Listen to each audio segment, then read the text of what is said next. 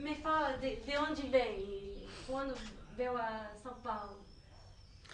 Bom, eu vim para São Paulo em 1952. Eu tinha 7 anos de idade.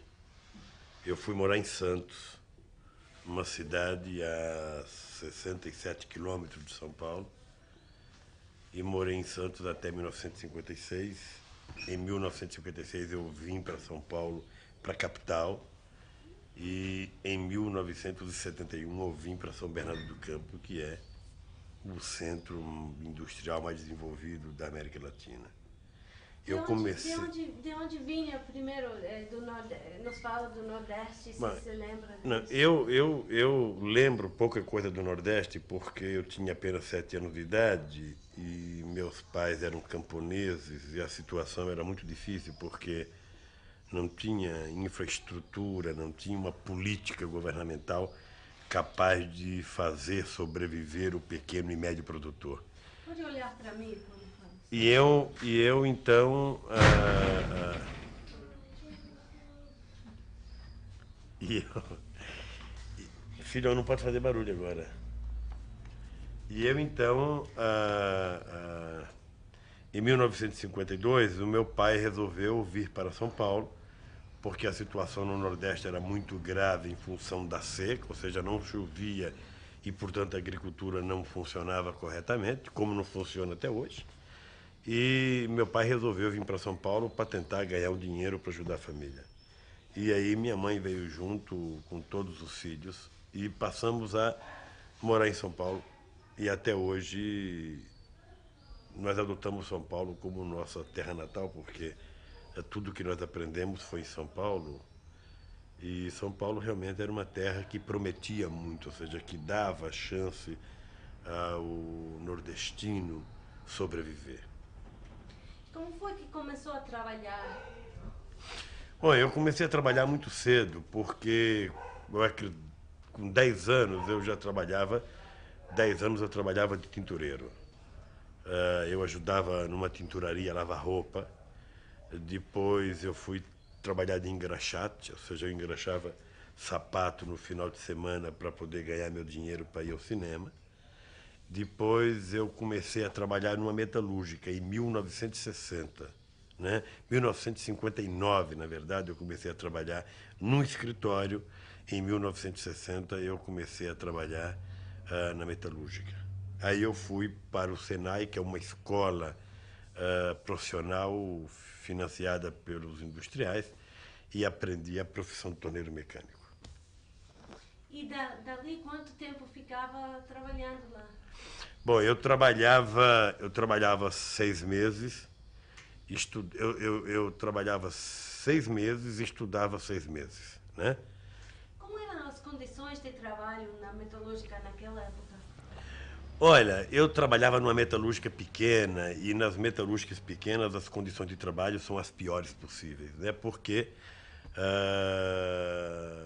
lamentavelmente, no Brasil, naquela época, e ainda hoje em muitas empresas, mas naquela época, sobretudo, não existia nenhum cuidado do empresariado com as condições de trabalho, não existia nenhum cuidado do empresariado com a segurança do trabalho, com a higiene dentro da fábrica.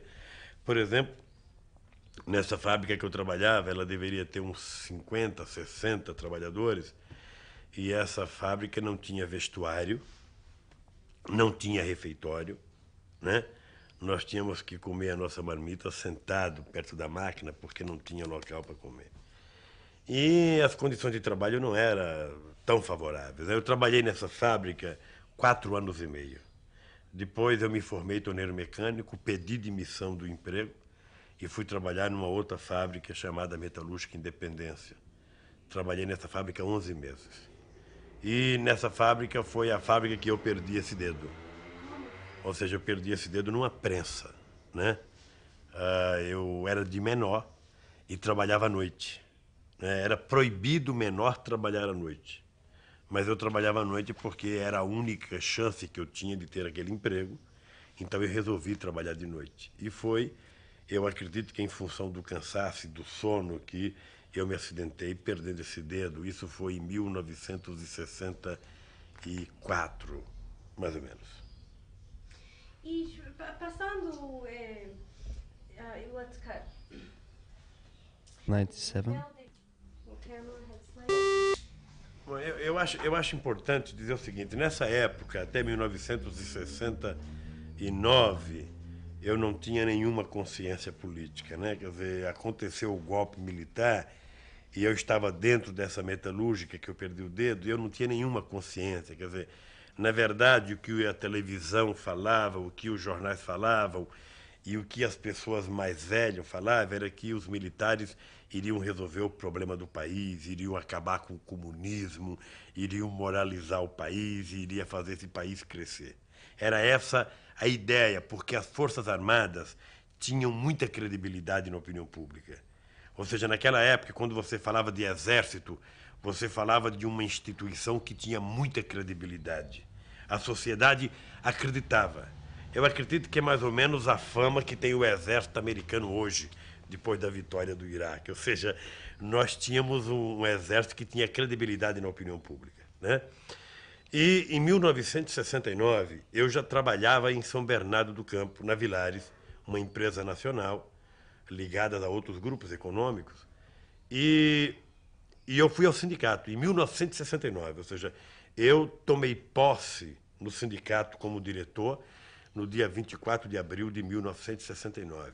Foi a partir daí que eu comecei a tomar consciência. E foi exatamente a partir daí que houve o boom econômico brasileiro, ou seja, o famoso milagre brasileiro, né? Na época existia muitos dólares europeus e americanos sobrando, né? E aí vamos escolher um país para investir. E aí o Brasil era um país que tinha uma população de 90 milhões de habitantes, era um país que tinha já uma base industrial razoável, era um grande aliado dos Estados Unidos, então o Brasil recebeu uma quantidade enorme de dinheiro na década de 70. É engraçado porque há uma contradição entre o desenvolvimento econômico e o subdesenvolvimento político. Ou seja, foi na época de maior repressão, repressão ao movimento sindical, repressão aos partidos políticos, repressão a toda a esquerda, repressão aos estudantes, repressão aos intelectuais.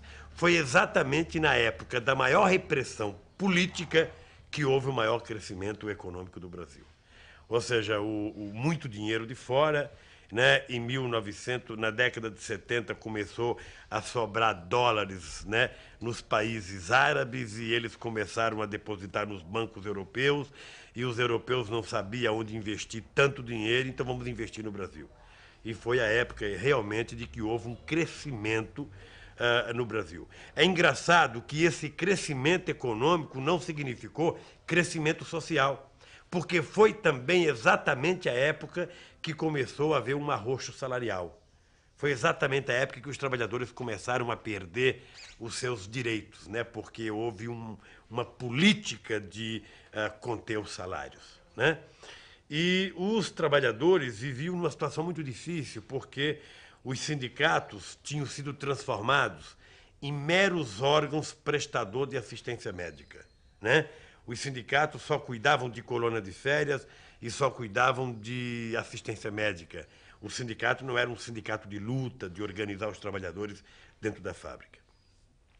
E aí foi que eu fui me dando conta, né? A época dos grandes projetos, então vinha muito dinheiro do exterior para o Brasil, além da corrupção, aqui dentro, quem sabe